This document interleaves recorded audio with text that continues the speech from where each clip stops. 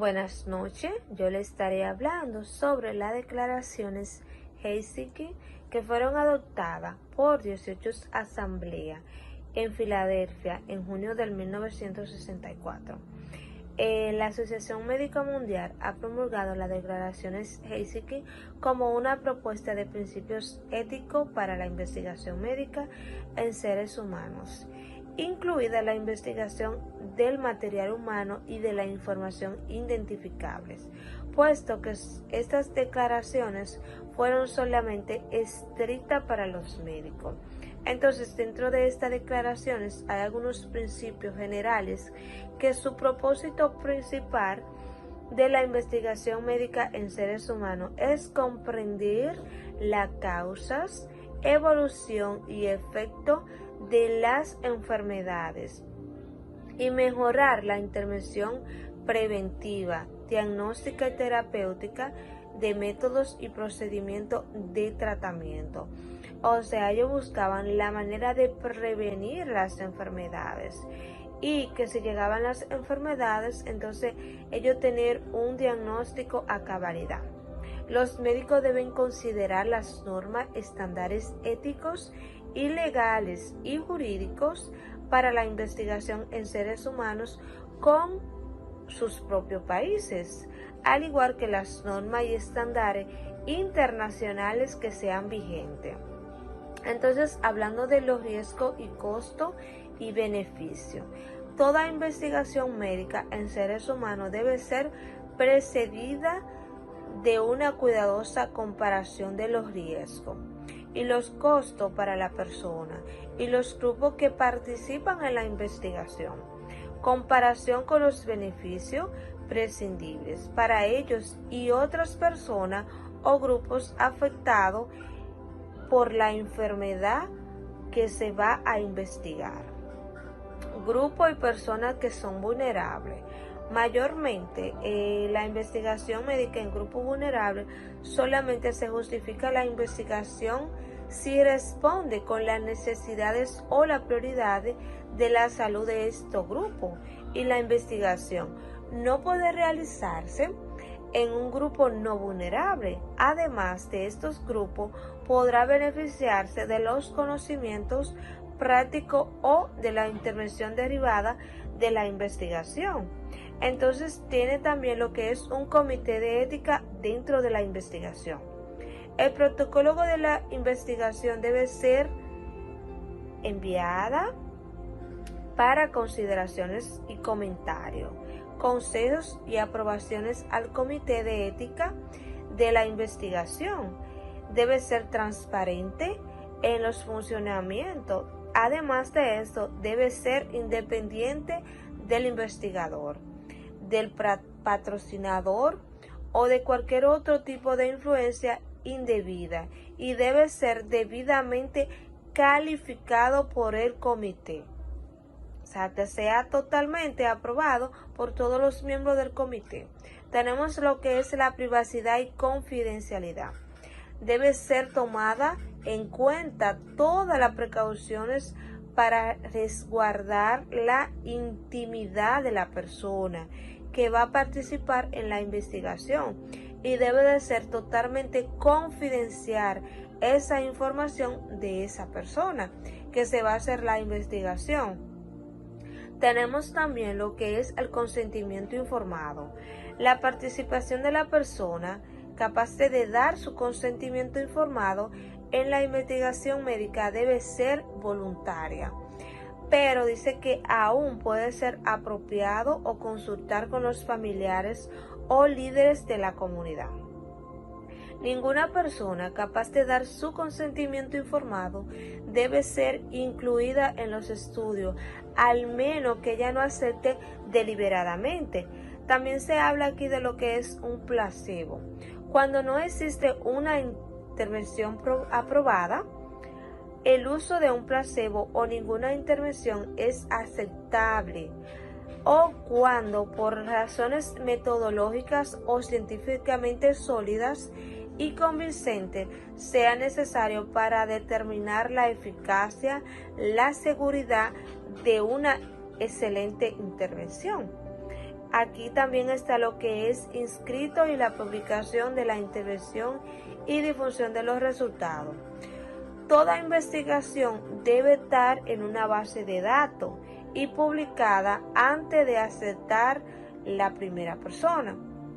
Entonces los investigadores tienen el deber de tener a la disposición del público los resultados de su investigación en seres humanos, y ellos son responsables de la integridad y la exactitud de sus informes, que ya ellos hayan hecho la investigación en los seres humanos. Es cuanto de mi parte. Va a continuar el otro compañero que va a seguir, que es Odalis. Odalis Durán López, buenas noches a todos, esperando que se encuentren muy bien. Voy a hablarle un poquito sobre el informe Vermont. Este es un principio ético con directrices para la protección de sujetos humanos de investigación y en el trato como paciente. Así que iniciamos. La Ley Pública 93-348, que se convirtió en la misma el 12 de julio de 1974, dando formación a la Comisión Nacional para la Protección de Investigación Biomédica y de Comportamiento. Uno de los aspectos fundamentales está el respeto a la persona como ética, el respeto al paciente o cliente. Dice aquí, el respeto a las personas incorpora cuando menos dos convicciones éticas. Primero, que los individuos deberán ser tratados como agentes autónomos, y segundo, que las personas con autonomía disminuida tienen derecho a ser protegidas. Así, el principio de respeto a las personas se divide en dos exigencias morales separadas: la exigencia de reconocer autonomía y la exigencia de proteger a aquellos con autonomía disminuida. Esto es siempre buscando el cuidado, el respeto, la consideración del paciente. Otro aspecto, como número 2, está la beneficencia. El concepto de tratar a las personas de una manera ética implica no solo respetar sus decisiones y protegerlos de daños, sino también procurar su bienestar. Este trato cae bajo el principio de beneficencia, siempre buscando el beneficio mayor al paciente. Y en este sentido se han formulado dos reglas generales como expresiones complementarias de beneficencia. Número 1, no hacer daño. Y número 2, aumentar, exacerbar al máximo los beneficios y disminuir los posibles daños. También está la parte de consentimiento consciente. Esto es que tratándose de personas menores, necesitamos el consentimiento de un adulto para poderlo tratar, y que el mismo paciente tenga conocimiento de a qué se va a someter y cuáles son los riesgos que conlleva. Está la parte de la evaluación de riesgo y beneficio. Esta parte de la evaluación de riesgo y beneficios requiere una serie de datos relevantes, incluyendo, en algunos casos, medios alternos de obtener los beneficios que se buscan en la investigación. Esto es cuando, saben, hay una parte que de investigación y una parte que de tratamiento. En la investigación se requiere que no sean dañados los pacientes en este sentido, para buscar y fortalecer su protección. Buenas noches. En mi participación estaré hablando de la Declaración Universal de los Derechos Humanos. Decir que esta fue proclamada por la Asamblea General de las Naciones Unidas en París el 10 de diciembre de 1948.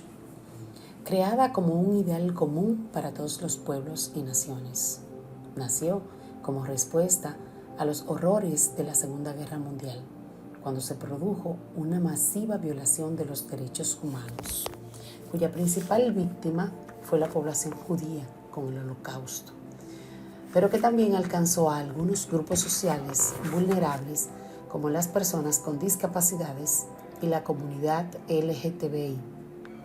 Es un documento que marca un hito en la historia de los derechos humanos, elaborada por representantes de todas las regiones del mundo, con diferentes antecedentes jurídicos y culturales, con el objetivo de garantizar la dignidad humana y las condiciones de desarrollo integral de cada persona. En la práctica, son un medio de protección y empoderamiento para poder enfrentar cualquier negligencia o abuso por parte de las autoridades.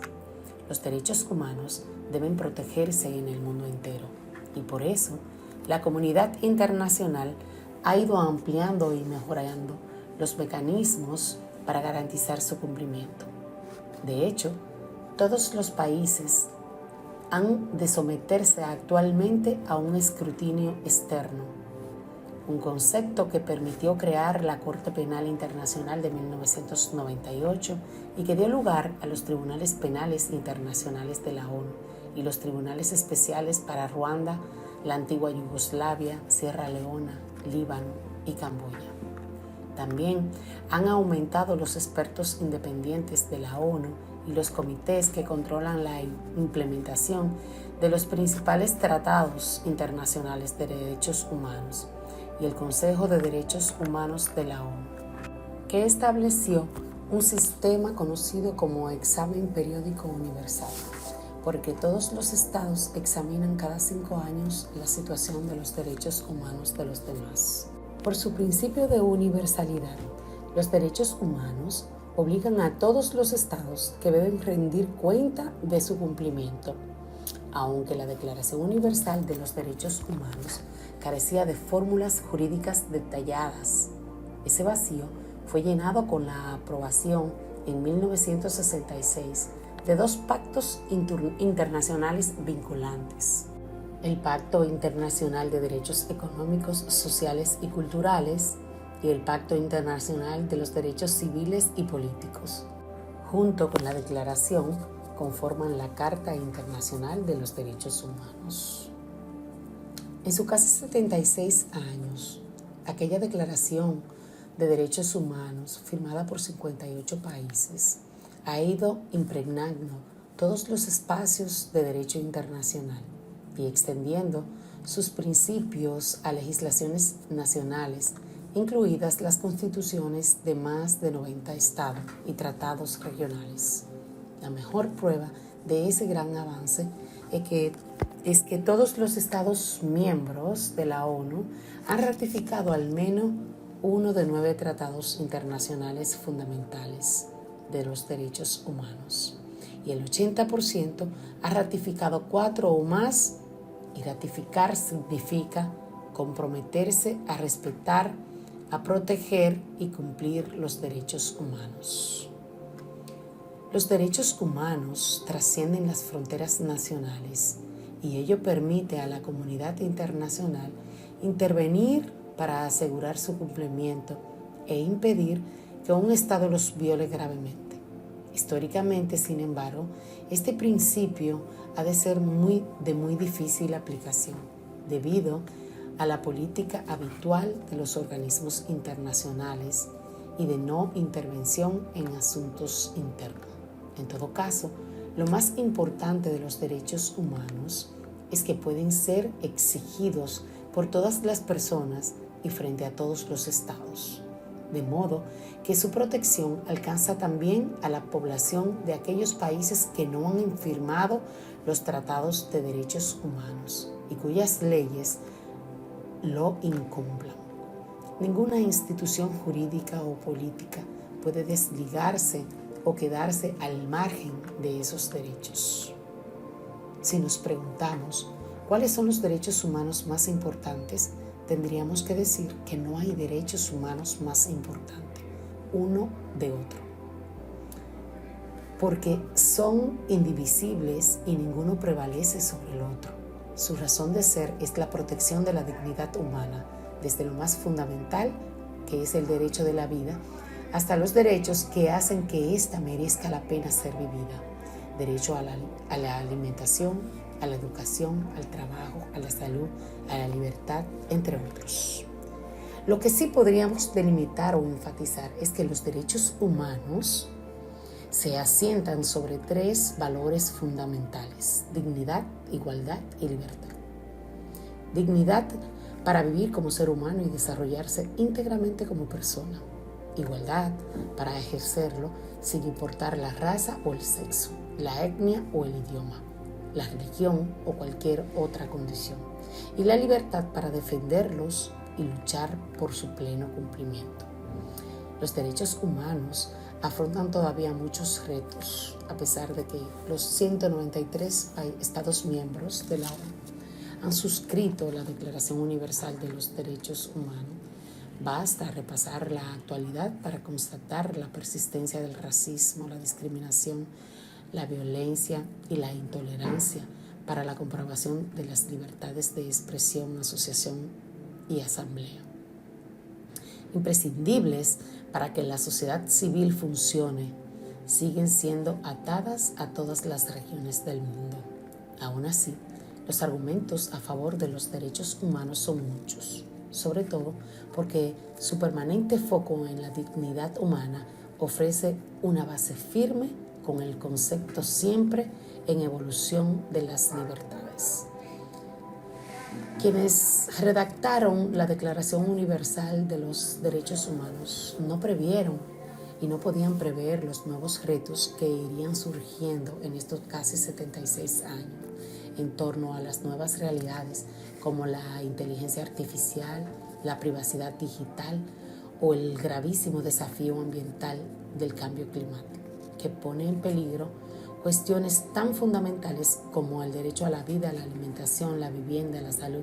Pero aquel texto de 1948 ha demostrado que es un documento vivo y que sigue viviendo en base para buscar solución a asuntos urgentes como el citado cambio climático o para afrontar con un horizonte temporal concreto que permita acabar con violaciones de la dignidad humana tan intolerables como la pobreza y el hambre.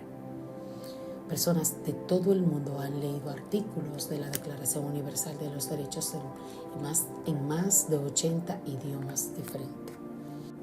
Algunas mujeres dieron forma a la Declaración Universal de los Derechos Humanos, dentro de la que podemos mencionar a Friedetka Kalinowski de Polonia, Bohil Gertrud de Dinamarca, Minerva Belarmino de República Dominicana y Hansa Mehta de India, que formaron parte de las delegadas de la Subdivisión de Condición Jurídica y Social de la Mujer en mayo de 1945. Esta delegación de varios países desempeñaron un papel clave para que los derechos de la mujer se incluyeran en la declaración. Hansa Mehta de India, de pie, es ampliamente reconocida por cambiar la frase con la que concluimos hoy día. Todos los hombres nacen libres e iguales. Por todos los seres humanos nacen libres e iguales. Artículo 1 de la Declaración Universal de los Derechos Humanos. Todo por mi parte. Gracias. Saludos, buenas noches, colega. Yo soy Ramoncito María Torres y mi tema especial en este grupo es el informe de Nuremberg. Una breve reseña. Desde la antigüedad ha existido el interés por estudiar el cuerpo humano y sus funciones en condiciones normales o patológicas. En el siglo XVI, los estudios humanos, motivados por ese interés, cobraron importancia fundamental en el desarrollo del pensamiento. El informe de Nuremberg fue un documento que se elaboró a través de la investigación motivados por la denuncia de personas en Alemania. En este país tuvieron lugar varias denuncias en contra de médicos que experimentaban en su paciente la acción de sustancias sin ningún control. Sin embargo, la existencia de ese documento no evitó que en la Alemania nazi se cometieran agresiones y atropellos en sujetos de todas las edades, en aras de una supuesta investigación científica que en el fondo perseguía, entre otras cosas, justificar la tesis racista del darwinismo social y sustentada por el nacionalismo, socialismo hitleriano. O sea, todos los atropellos lo hacían por el racismo que tenía Hitler, y lo acompañaban esos militares, esos funcionarios, esos médicos que hicieron de Alemania un genocidio. Ya en el 1946, después de la caída de ese régimen, se formó entonces en la ciudad de Nuremberg un tribunal internacional que tuvo como objetivo central enjuiciar a funcionarios y profesionistas nazis acusados de crímenes de guerra. El Código de Nuremberg se convirtió en un estímulo para los profesionales de la salud y la sociedad en general, inspirado entonces en la creación de otros documentos éticos médicos como la Declaración de Ginebra en el 1948 y el Código Internacional de Ética Médica en el 1949, ambos formulados y aceptados por la Asociación Médica Mundial y aún vigentes con algunas reformas que se le han hecho. Para que estuvieran y se pudieran realizar y llevar a cabo investigaciones con humanos, se hizo un documento dentro del Código de Nuremberg que se llamó las 10 normas básicas del Código de Nuremberg. El primer artículo decía: el consentimiento del sujeto es esencial.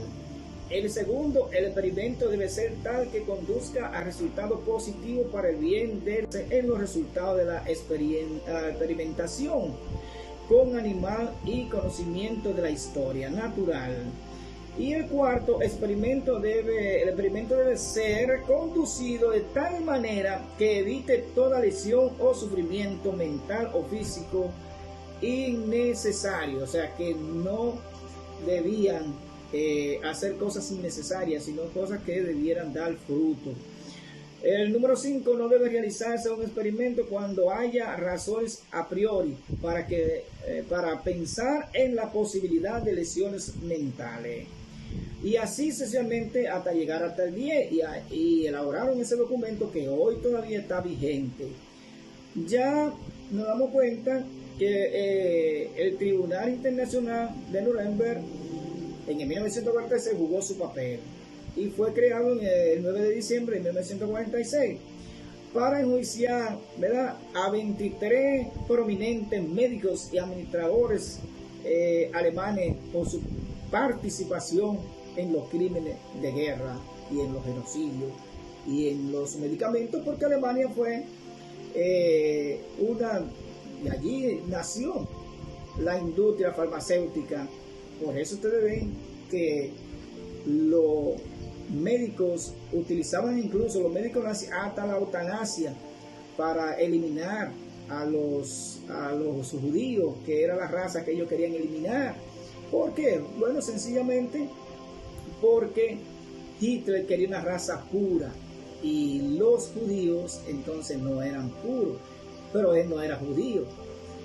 Realmente entonces gente importante, médicos importantes que llegaron aquí a para crear ese código fueron los médicos psiquiatra Leo T. Alexander y el fisiólogo Andrew Ivy. Fueron los que llegaron de Estados Unidos y crearon el Código de Nuremberg. La ciudad que escogieron para enjuiciar a los nazis fue Nuremberg. Así que, amigos, hasta aquí es mi parte. La bioética en psicología se centra en garantizar el respeto, la integridad y el bienestar de los individuos en todos los aspectos de la práctica de la investigación psicológica. De mi parte, le voy a estar hablando sobre los principios generales de la bioética.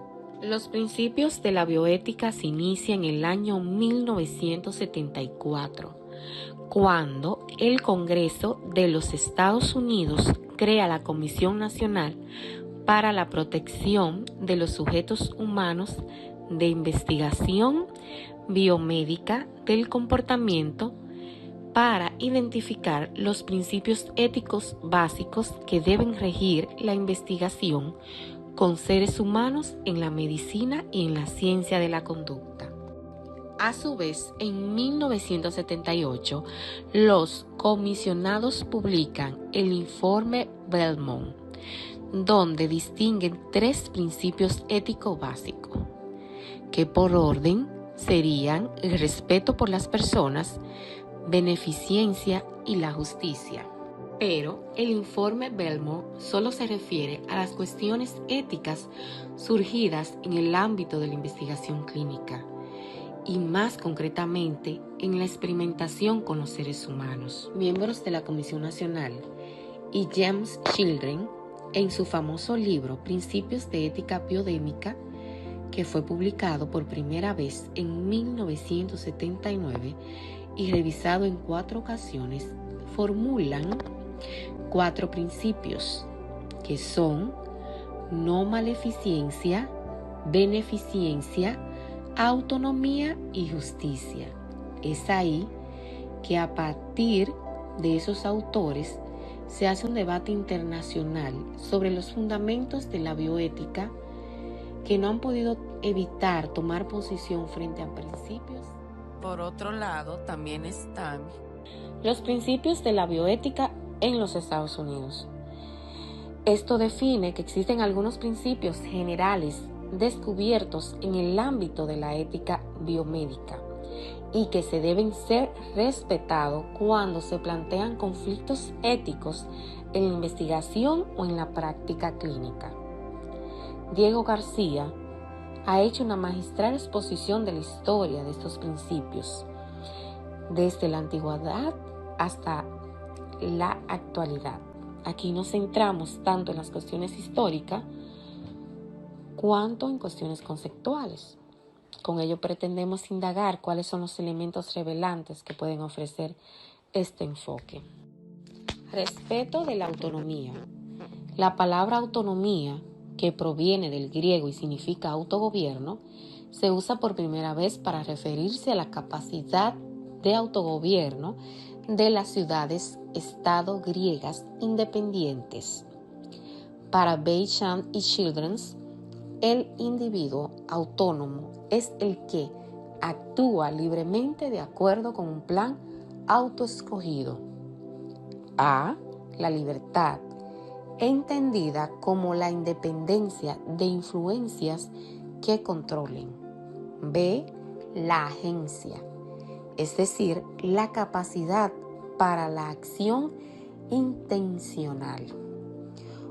Un ser que es autónomo no significa meramente que sigue sus propios deseos o inclinaciones. La autonomía es un concepto que admite grados. Por eso, a Beauchamp y Childrens, para tomar decisiones, en este caso clínicos, no le interesa tanto el concepto de la autonomía como la noción de acción autónoma. Para estos autores, una acción es autónoma cuando el que actúa lo hace. A. Intencionadamente. B. Con comprensión. O C. Sin influencias controladas que determinen algunas reglas para tratar a las personas de manera autónoma. Di la verdad. Respeta la privacidad de otros. Protege la confidencialidad de la información. Obtén consentimiento para las intervenciones a pacientes.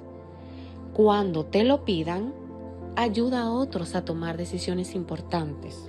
No maleficencia. El principio de no maleficencia hace referencia a la obligación de no infligir daño intencionadamente.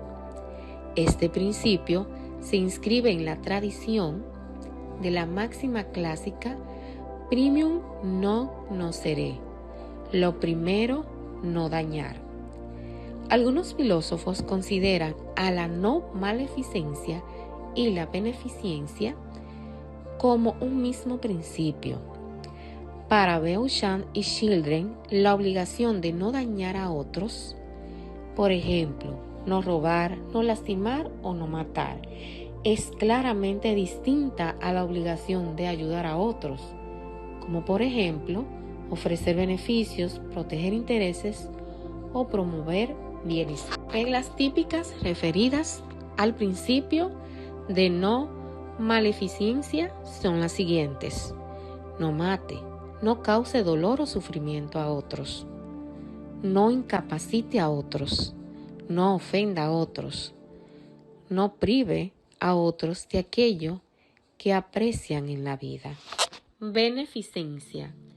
Si la no maleficencia consiste en no causar daño a otros, la beneficencia consiste en prevenir el daño, eliminar el daño o hacer el bien a otros, mientras que la no maleficencia implica la ausencia de acción.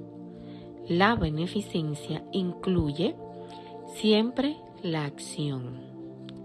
Beauchamp y Children distinguen dos tipos de beneficencia: la beneficencia positiva y la utilidad. La beneficencia positiva requiere de provisión de beneficio. La utilidad requiere un balance entre los beneficios y los daños. En cuanto a los ejemplos de reglas de beneficencia, son las siguientes: protege y defiende los derechos de otros, previene el daño que pueda ocurrir a otros, quita las condiciones que causarán daño a otros, ayuda a personas con discapacidades, rescata a personas en peligro. Justicia. El término relevante en este contexto es el de justicia distributiva, que, según estos autores, se refiere a la distribución imparcial, equitativa y apropiada en la sociedad, determinada por normas justificadas que estructuran los términos de la cooperación social. Sus aspectos incluyen las políticas que asignen beneficios diversos y cargas tales como propiedad, recursos, privilegios y oportunidades.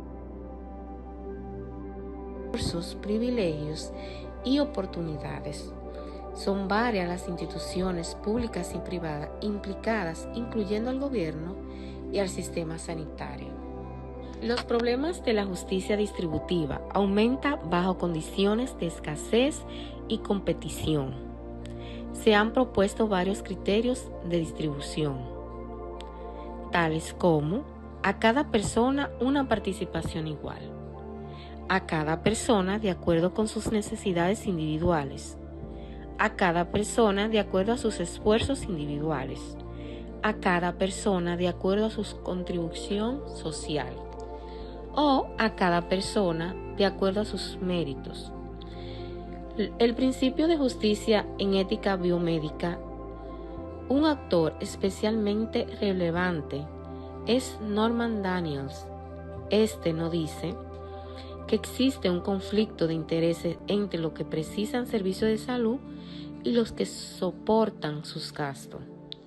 La bioética en psicología.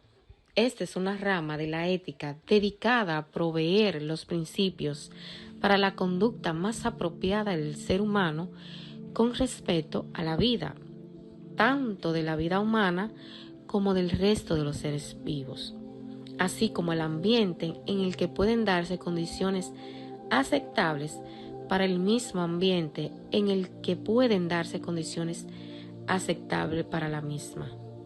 La psicología es la ciencia que estudia el comportamiento, la mente y los procesos cognitivos de las personas. Los psicólogos tratan con personas y su meta es mejorar la calidad de la salud mental de sus pacientes.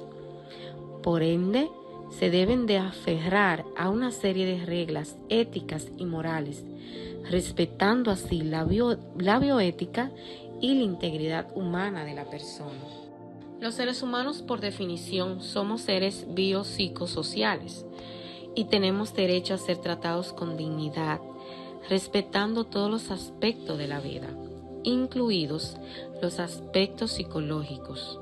Un buen profesional de psicología debe cumplir con criterios como los siguientes: beneficencia, fidelidad y responsabilidad, así como la integridad, justicia y respeto por los derechos y la dignidad de todas las personas, reconociendo y respetando las diferencias culturales e individuales, incluyendo las relativas a la edad, el género, la etnia y la cultura, el origen nacional, la religión, la orientación sexual, la discapacidad, el estatus socioeconómico, entre otros. El acuerdo entre un paciente de psicoterapia y un psicólogo debe de ser igual que aquel entre un paciente médico y un fisiólogo. Se debe buscar hacer mayor bien respetando el valor y la integridad de la vida. Los dilemas éticos que se generan en el campo de la salud mental son muy amplios y complejos e incluyen desde las dificultades de pensar en la aplicación del consentimiento informado en personas con autonomía e independencia disminuida. De esta manera, la ética incide sobre la psicología, pero también sucede lo contrario. Para el éxito de la terapia será determinante la capacidad del terapeuta para comprender el problema moral del paciente y de esa manera poder solucionarlo. La bioética debe de ser una gran parte del conocimiento intelectual y moral del respeto al ser humano, para evitar que, al cuidar de su salud, caiga en las garras de intereses particulares, científicos o económicos. Hasta aquí mi parte. Muchas gracias.